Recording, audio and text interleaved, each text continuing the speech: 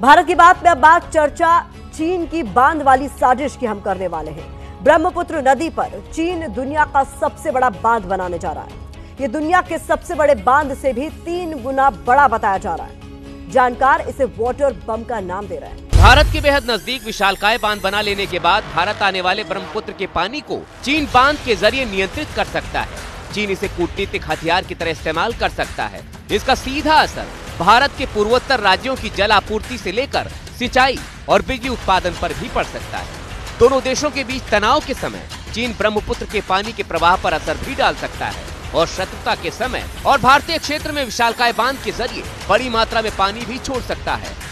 इसका सीधा असर पूर्वोत्तर में विनाशकारी बाढ़ के रूप में भी दिखाई दे सकता है। विदेश नीति से जुड़े जानकार मानते हैं कि चीन की मंशा कहीं न कहीं दक्षिण एशिया की जल शक्ति पर अधिकार की है और नए बांध की भूमिका उसी मंशा का एक विस्तार माना जा सकता है।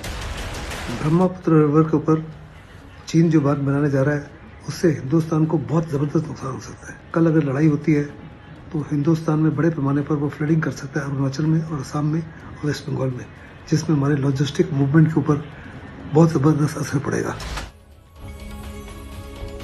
चीन ने इस पर सफाई देते हुए कहा है कि इससे कोई नुकसान नहीं होगा, लेकिन चीन का पुराना ट्रैक रिकॉर्ड कहता है कि चीन पर जब जब भरोसा किया गया केवल नुकसान हुआ।